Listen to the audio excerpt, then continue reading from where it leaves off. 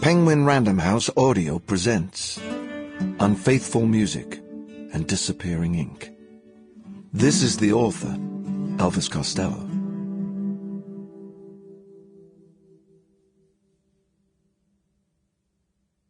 For those who came before, and those who are still to come.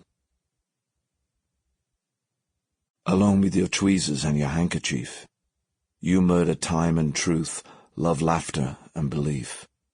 So don't try to touch my heart, it's darker than you think.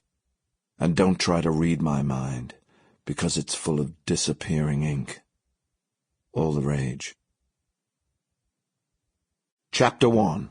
A White Boy in the Hammersmith Palais. I think it was my love of wrestling that first took me to the dance hall. There was barely a week of my childhood in which I did not have the following dialogue with a stranger. "Any relation?" "I beg your pardon?" "You know, any relation to the wrestler?" My mother might wearily manage an indulgent laugh as if to say, "You know, I've never heard that before in my life." I just felt awkward. Though I suspected that I might indeed be a distant relation of Mick MacManus, a professional wrestler who was a fixture on the Saturday afternoon televised bouts. The contests in the early 60s had none of the pyrotechnics of the modern spectacle, just well-oiled showmen like Jackie Pallo and Johnny Quango, grappling and hurling sweaty lunks around and sometimes out of a small roped ring.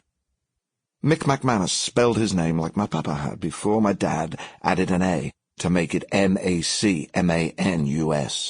because it looked posher and better in print.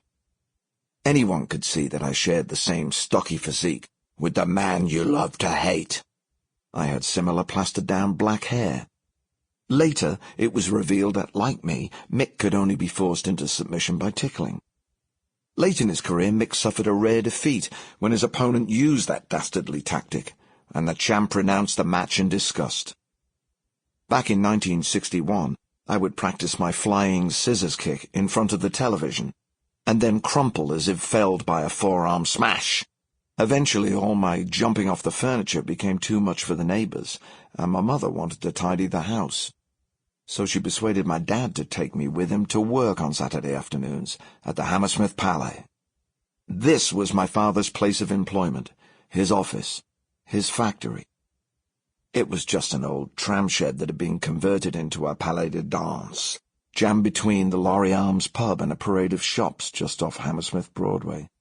While other dads came home at 5:30, my father went to work at 6 p.m., or in this case, on Saturday afternoon, to sing with the Joe Loss Orchestra. The walls of the palais looked as if they were made of dark velvet, but it came off like powder if you ran your hand along it. It smelt and felt strange. It didn't seem like a place for children. Today it is hard to imagine any establishment opening in the afternoon for so few patrons. But when the Joe Loss Orchestra evolved into view on a turntable bandstand, you would forget it was still light outside.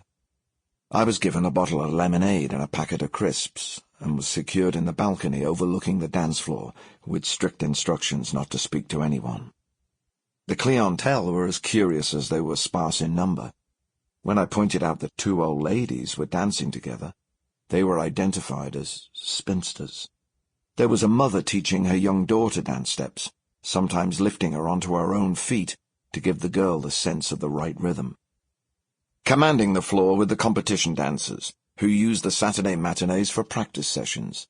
They jealously guarded their territory, intolerant of more frivolous obstacles like children.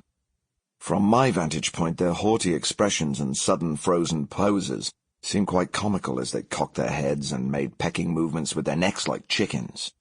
There could also be something quite intimidating about them, especially when they launched into a gallop during the quick-step. Foot soldiers fear cavalry charges for the same reason. There was nobody else up in the balcony except for the woman who checked coats and another who sold refreshments at the kiosk. I think my dad had charged one of them with checking on me from time to make sure I hadn't wandered off. She needn't have worried. My eyes were fixed on the bandstand. At the time, the Joe Loss Orchestra was one of the most successful dance bands in the country. It consisted of 3 or sometimes 4 trumpets, 4 trombones, 5 saxophones, and... Sample complete. Ready to continue?